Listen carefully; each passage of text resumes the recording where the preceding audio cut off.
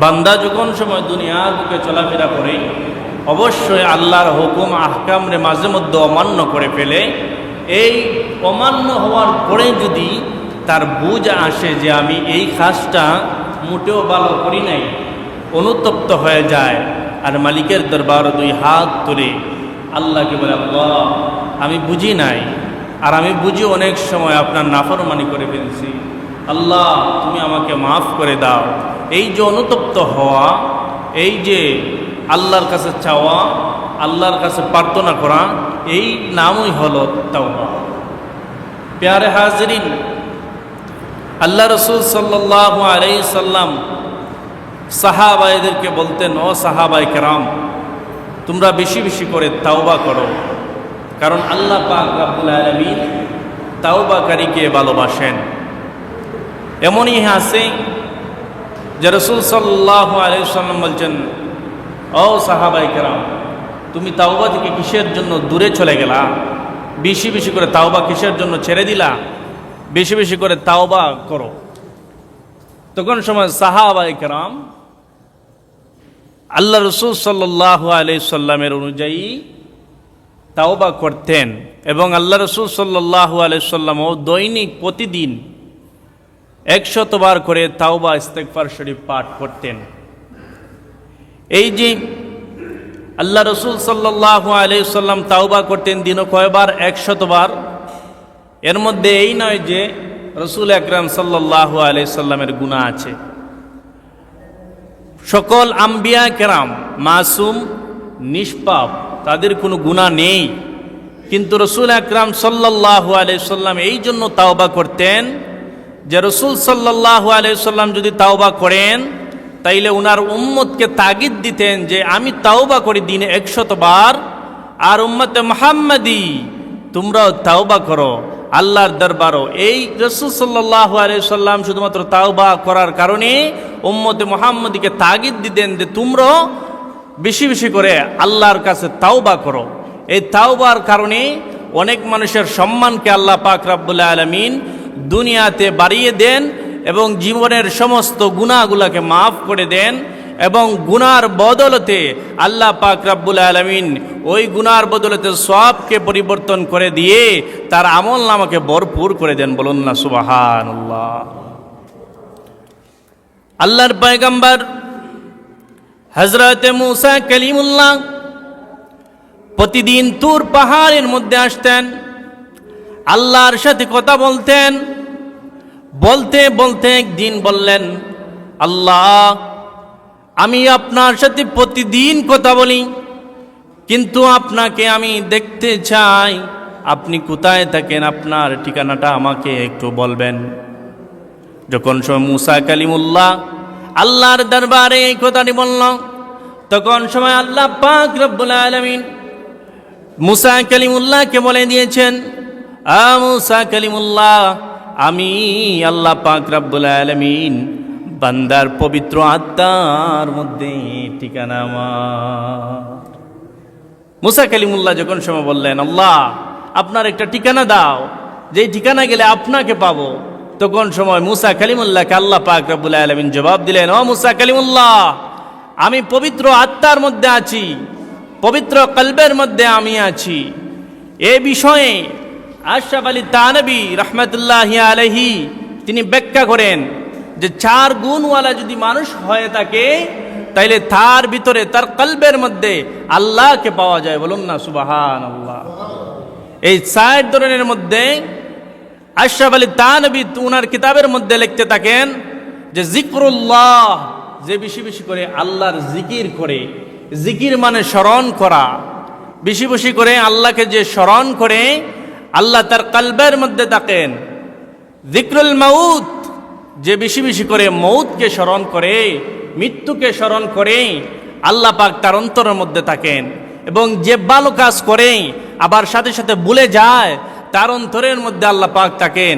আবার যে বুরাহি থেকে পানা চায় এবং তাওবা করে, আল্লাহ পাক তার অন্তরের মধ্যে থাকে। বলুন না সুবহানাল্লাহ।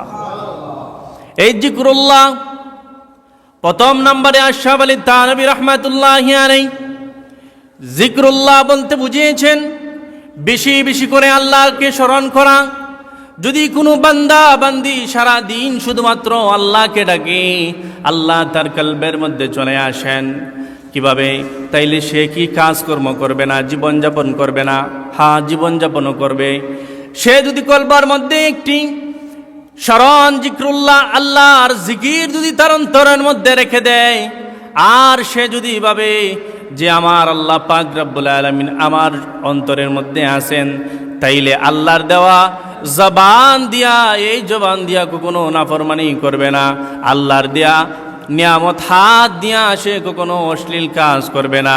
আল্লাহর দেয়া নিয়ামত পা দিয়া সে বাদ প্রতি কখনো চলবে না। এই যে সে চলাফেরা করবে দুনিয়ার বুকে, সব সময় ইহদিনাস সিরাতাল মুস্তাকিমের পথে চলার চেষ্টা করবে, কিন্তু তার ভিতরে একটি ভয়, একজনকে জায়গা দিয়া দিছে, তিনি হচ্ছেন আল্লাহ। কারণ এই জায়গার নাম হলো কালাব, আর এই কালাবকে বলা হয় জিক্রুল্লাহ, যেই কলবের মধ্যে শুধুমাত্র আল্লাহর জিকির করা হয়। সুবহানাল্লাহ। জিক্রুল মাউত, মৃত্যুকে বেশি বেশি করার স্মরণ করা। যেই ব্যক্তি প্রতিদিন দৈনিক মৃত্যুর কথা স্মরণ করে, যেই ব্যক্তি বেশি বেশি করে মৃত্যুকে ভয় পায়, মৃত্যুর কথা চিন্তা করে, চিন্তা ধারণা করে জীবনকে অতিবাহিত করে, সে কখনো নানাফরমানির মধ্যে যায় না, অশ্লীল কাজের মধ্যে যায় না, সে কখনো গুনাহের মধ্যে নিমজ্জিত হয় নাই। এজন্য জিকিরের মধ্যে আল্লাহকে স্মরণ করলো, আর মৃত্যু দ্বারা সে দুনিয়ার সব ধরনের বাস কাজ থেকে বিরত থাকলো। এই দুইটা যখন সময় কোনো বান্দা বান্দির অন্তরের মধ্যে লালন করবে, তার অন্তরের মধ্যে আল্লাহ পাক রব্বুল আলামিন কলবের মধ্যে জায়গা করে নে। ভালো কাজ করে কিসের জন্য আবার ভুলে যাওয়া? ভালো কাজ করছেন, করার পরে যদি আবার বলেন, ওই ব্যক্তি যদি কোনোদিন আপনার সামনে আইসা উঁচু গলায় কোনো কথা বলে, আর আপনি যদি বলে দেন যে এই বেটা, যে আমি সারা দিন তোকে খাওয়াই এবং তোর চলাফেরার ক্ষেত্রে যা কিছু প্রয়োজন আমি তোকে দেই, বা আমি তোকে একটা কিছু দান করে দিয়েছি, এই যে আপনি দিলেন, দান করলেন, বালাইত্য কোনো কাজ করলেন, কাজ করার পরে আবার তাকে সেই অনুযায়ী আবার কথাবার্তা বলতে লাগলেন, সে অনুযায়ী আপনার অন্তরের মধ্যে অহংকার চলে আসলো। আর এই অহংকারের কারণে আপনি যে বালাইত্য কাজ করেছিলেন, সওয়াব অর্জন করেছিলেন, এই অহংকারের কারণে আপনার সওয়াবকে কাটা দেওয়া হবে। এজন্য বলা হয়েছে, আপনি যখন সময় দান করবেন বা কারো উপকার করবেন, সাথে সাথে ভুলে যাবেন আর বলবেন, যা করেছি শুধুমাত্র আল্লাহর জন্য করেছি, আমার মালিক যদি সে রাজি খুশি হয়ে যায়, আমি সেই বালাইত্বের মধ্যে আল্লাহ রাজি খুশির জন্য আমি বান্দা সন্তুষ্ট হয়ে গেলাম। এই জন্য কাউকে বালাইত্বের কাজ করলে, কারো উপকার করলে সাথে সাথে ভুলে যাবেন যে আমি এটা উপকার করি নাই, আল্লাহর সন্তুষ্টির জন্য আমি এটা করেছি, শেষ, আমার এইখানে কাজ শেষ, তাকে আর কোটা দিবেন না। আর 2 নম্বরে, 4 নম্বরে হলে আপনার যে বাদ কাজ থেকে সব সময় পানা চাইবেন আল্লাহ রাব্বুল আলামিনের কাছে। দেখছেন, আপনার এই দিকে গেলে আপনি বিপদে পড়ে যাবেন, গুনাহের মধ্যে নিমজ্জিত হয়ে যাবেন। গুনাহ থেকে বাঁচার জন্য নিজেকে নিরাপদ রাখতে যাইয়া আল্লাহর কাছে সাহায্য চাইবেন, আর আল্লাহর কাছে দোয়া করবেন, মাওলা আমাকে মাফ করে দাও, আমাকে সব ধরনের অশ্লীল কাজ থেকে বিরত রাখো, যেই পথে চললে তুমি খুশি হও, তোমার হাবিব খুশি হয়, সে পথ ধরিয়া সারাটা জীবন আমার অতিবাহিত করে দাও। এইভাবে দোয়া করবেন। এই তাওবা, এই 4 প্রকার যার অন্তরের মধ্যে থাকবে, তার ভিতরে, তার কলবের মধ্যে আল্লাহ পাওয়া যাবে। বলুন না সুবহানাল্লাহ। আউইদ্দাত লিল মুত্তাকিন, সেই ব্যক্তি হচ্ছে পরিপূর্ণ মুত্তাকি। ওই ব্যক্তি মুত্তাকি যার ভিতরে 4 গুণ আছে। বলুন না সুবহানাল্লাহ। প্যারে হাজরিন, যখন সময় আপনি গুনাহ করে যাবেন, আপনার যদি মনে লয় সারাটা দিন আমি গুনায় গুনায় কাটিয়ে গেছি, কিন্তু আমি তো জানি, পৃথিবীর কেউ জানুক আর না জানুক, আমার পাপের খবর আমি জানি, আমার পাপের খবর আমার বাবা জানে না, আমার মা জানে না, আমার ভাই জানে না, আমার আত্মীয় স্বজন জানে না, আমার পাড়া প্রতিবেশী জানে না। যদি তারা জানতো তাইলে আমাকে সমাজ থেকে দূর দূর করে দিত। এজন্য মালিকে যেহেতু আমাদের গোপনীয় সমস্ত গুলো রেখেছেন, রাতের বেলা যখন সময় ঘুমন্ত অবস্থায় যাইবেন তখন সময় আল্লাহ পাক রব্বুল আলামিনের দরবারে দুই হাত তুলে বলবেন, মালিক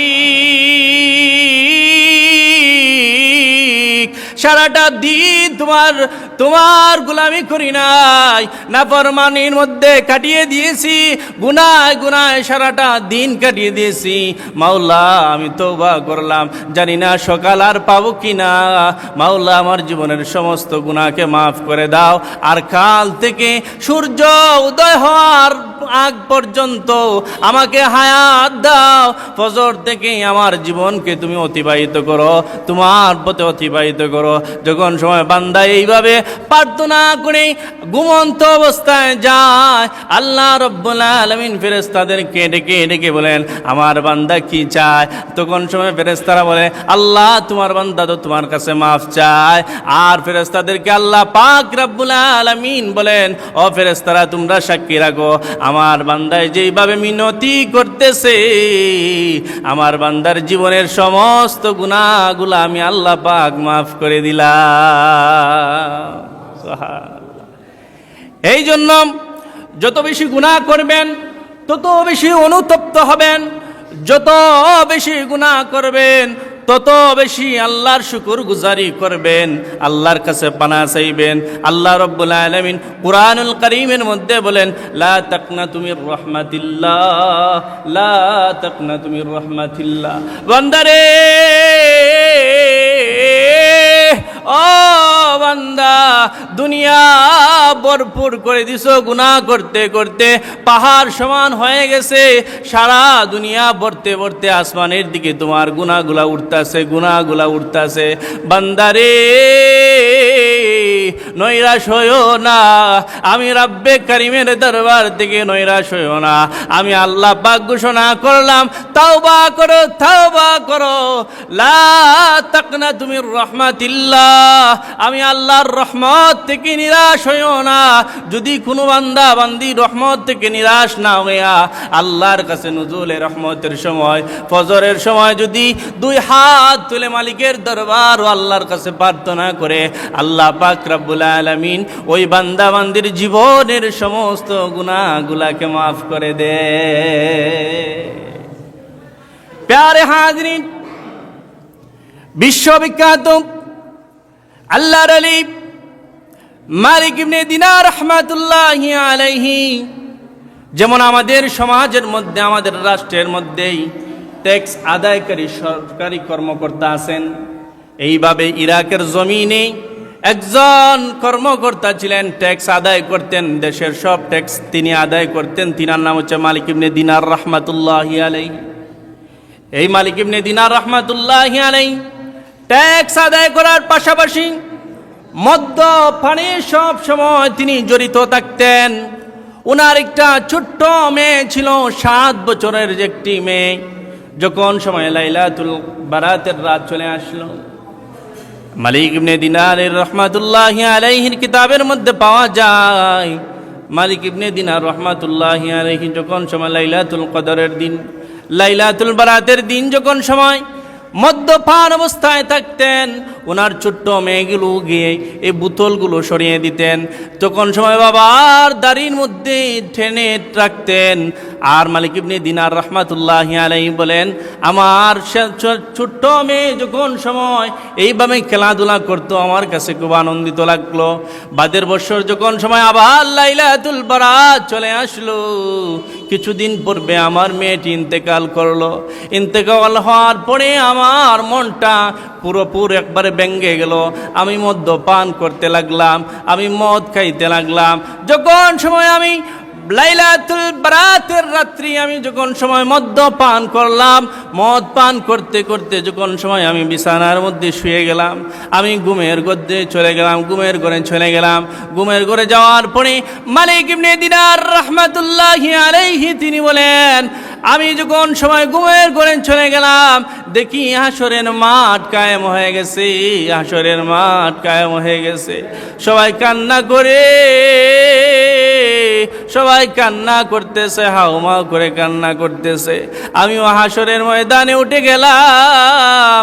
হঠাৎ দেখি একটি বিশাল বড় একটি অজগর সাপ আমার দিকে তেরে তেরে আসছে। যখন সময় মালিক ইবনে দিনার রাহমাতুল্লাহি আলাইহি বলেন, যখন সময় দেখতে লাগলাম আমার দিকে বিশাল বড় একটি অজগর সাপ আমার দিকে তেরে তেরে আসতেছে, আমি ভয় পেয়ে গেলাম। আমি সামনের দিকে দৌড়তে লাগলাম, দ্রুত গতিতে আমি দৌড়তে লাগলাম। দৌড়তে দৌড়তে দেখি কিছু দূর যাওয়ার পরে দেখা যায় একটা বৃদ্ধা মহিলা সুন্দর পোশাক পরিধান করে সাজে গুজিয়ে যেমন সে বসে রয়েছে। আমি দৌড়তে দৌড়তে গেলাম আর গিয়ে বললাম, আমাকে একটু বাঁচাও, আমাকে একটু বাঁচাও, আমাকে ওই সাপ তাড়া করতেছে, আমাকে একটু তুমি বাঁচাও, আমাকে একটু রক্ষা করো সে সাপের কাছ থেকে। তখন সময় মালিক ইবনে দিনার রাহমাতুল্লাহি আলাইহিকে বললেন, তুমি সামনের দিকে দৌড়তে লাগো, এই সাপকে দামানোর মতো শক্তি আমার কাছে নাই। মালিক ইবনে দিনার রাহমাতুল্লাহি আলাইহি সামনের দিকে আরো দ্রুত গতিতে দৌড়তে লাগলেন। যায়া দেখেন একটি ডান দিকে একটি বড় একটি প্রাসাদ দেখা যায়, যে প্রাসাদগুলা স্বর্ণ দিয়ে বানানো, মুর্তা দিয়ে বানানো, পাহাড়ের মতন সুন্দর করে খেয়ে যেন একটি বড় প্রাসাদ বানিয়ে রেখেছে। যখন সময় আমি ওই প্রাসাদের দিকে যাইলাম, গিয়ে দিকে অনেকগুলো ফেরেশতা, সেইগুলা ছোট ছোট বাচ্চাদেরকে নিয়ে খেলাধুলা করতেছে। তখন সময় ফেরেশতারা বলতে লাগলো, বাচ্চাগুলো যাও, ওই মানুষটা হয়তো বিপদের মধ্যে মনে পড়ে গেছে রে, বিপদের মধ্যে মনে হয় পড়ে গেছে, যাও তাকে তোমরা রক্ষা করো। যখন সময় বাচ্চাগুলো সেই মালিক ইবনে দিনার রাহমাতুল্লাহি আলাইহিকে রক্ষা করতে যায়, তখন সময় দেখা যায় মালিক ইবনে দিনার রাহমাতুল্লাহি আলাইহির ছোট্ট সন্তান যে ইন্তেকাল করেছিল, এই বাচ্চাদের মধ্যে মালিক ইবনে দিনারের মেয়েকে দেখা যায়। মালিক ইবনে দিনার রাহমাতুল্লাহি আলাইহি বলেন, যখন সময় দেখলাম আমার ছোট্ট মেয়ে আমার কুলের মধ্যে আসলো, তখন সময় বলল, বাবা প্রাসাদের মধ্যে চলে আসো। আমি যখন সময় ঘরের মধ্যে গেলাম, তখন সময় আমি বললাম, মা তুমি এই জায়গার মধ্যে বালাখানার মধ্যে কিভাবে চলে আসলা? তখন সময় ওই মেয়ে বলে, বাবা আমি যখন সময় ইন্তেকাল করি, এরপর থেকে আমাদেরকে এইভাবে খেলাধুলা করা হয়। হাদিসের মধ্যে আসছে, কোনো মানুষের যদি নাবালেগ সন্তান যদি মৃত্যুবরণ করে রে, তখন সময় আল্লাহ পাক রব্বুল আলামিন কাল কিয়ামতের ময়দানের দিন এই ছোট্ট বাচ্চাকে মা বাবার জন্য ওই জান্নাতের জরিয়া বানাইয়া কাল কিয়ামতের ময়দানের জান্নাতে পাঠিয়ে দিবে। এই জন্য ছোট্ট বাচ্চা যদি মারা যায়, তাইলে ধৈর্য ধারণ করবেন আর বলবেন, আল্লাহ আপনি দিয়েছেন, আপনি নিয়েছেন, আপনার দেওয়াতে আমি সন্তুষ্ট, আপনি নেওয়াতে আমি সন্তুষ্ট। আপনি আল্লাহ যদি রাজি খুশি হয়ে যান, আমি বান্দা ও আমি আল্লাহর প্রতি রাজি খুশি হয়ে গেলাম। প্যারে হাজরিন, তখন সময় মালিক ইবনে দিনার রাহমাতুল্লাহি আলাইহি বলল, জাননি আমাকে একটি সাপ যখন সময় পাকড়াও করছিল, আর সেই সাপটি কিসের জন্য তোমাকে দেখে আবার ফিরে চলে গেল? তখন সময় মালিক ইবনে দিনার রাহমাতুল্লাহি আলাইহির মেয়ে ডেকে বলে, বাবা জাননি এই সাপটা কিসের বদৌলতে এই আকৃতি ধরেছে? বলেন না, আমাকে একটু বলবা। তখন সময় তিনি বলতে লাগলেন, বাবা তোমার যে বদ আমল ছিল, আল্লাহ পাক রব্বুল আলামিন এই বদ আমলকে সাপে রূপান্তরিত করেছেন। এই জন্য বদ আমলে আপনাকে বক্ষণ করার জন্য আপনার পিছনে পিছনে দৌড়তেছিল। তে মা বৃদ্ধা মহিলা, সুন্দর মহিলা দুর্বল মহিলা যে দেখলাম, তার কাছে সাহায্য চাইলাম, সে কিসের জন্য সাহায্য করলো না? তখন সবাই বলল, বাবা তোমার যে নেক আমল, তোমার নেক আমল কম, সেই জন্য তোমারকে একটি যুবতী বানায়া দেওয়া হয়েছে। সেই নেক আমলকে, সেই নেক আমলে বদ আমলকে দমন করার ক্ষমতা রাখে না রে বাবা, এই জন্য তোমাকে নেক আমলে কোনো উপকার আসলো না, কিন্তু বদ আমলে তোমাকে দৌড়াইতে দৌড়াইতে এইভাবে আসলো। বাবা তুমি কি আর গুনাহ থেকে বার হবা না? বাবা তুমি কি মদ পান করা ছাড়বা না? বাবা তুমি কি গুনাহ ছাড়বা না? এখনো কি সময় হয় না আল্লাহর পথে আসার জন্য? মালিক ইবনে দিনার রাহমাতুল্লাহি আলাইহি বলেন, যখন সময় আমি এই ঘটনাগুলা দেখলাম, সাথে সাথে আমার ঘুম ভেঙে গেল। ঘুম ভেঙে যাওয়ার পরে আমি অবাক হয়ে গেলাম যে ঘটনা আমার সাথে ঘটে গেল।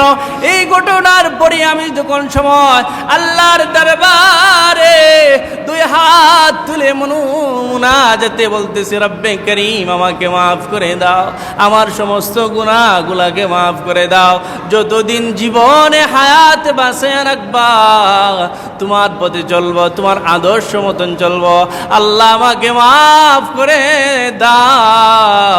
তারপরে দুয়ার বদলতে মালিক ইবনে দিনার রাহমাতুল্লাহি আলাইহিকে ওই ইরাকের জমিনও শ্রেষ্ঠ ওলি হিসাবে আল্লাহ পাক রব্বুল আলামিন রূপান্তর করে দিয়েছে। এই তওবা করার কারণে মালিক ইবনে দিনার রাহমাতুল্লাহি আলাইহি বড় বুজুর্গ, বিশ্ববিখ্যাত আল্লাহর ওলি হিসাবে ইরাকের জমিনও পরিচিতি লাভ করেছে। আর এমন কোনো আলিম নাই, এমন কোনো মুহাদ্দিস নাই, এমন কোনো মুফতি নাই যে মালিক ইবনে দিনার রাহমাতুল্লাহি আলাইহির গুণগান গায় নাই, মালিক ইবনে দিনার রাহমাতুল্লাহি আলাইহির জীবনী পড়ে নাই এবং বলে নাই, এমন কোনো আলিম নাই। এত বড় বিশ্ববিখ্যাত আল্লাহ পাক রব্বুল আলামিন মালিক ইবনে দিনার রাহমাতুল্লাহি আলাইহিকে কবুল করে নিয়ে সেই ওলি বানিয়ে দিয়েছেন। বলুন না সুবহানাল্লাহ।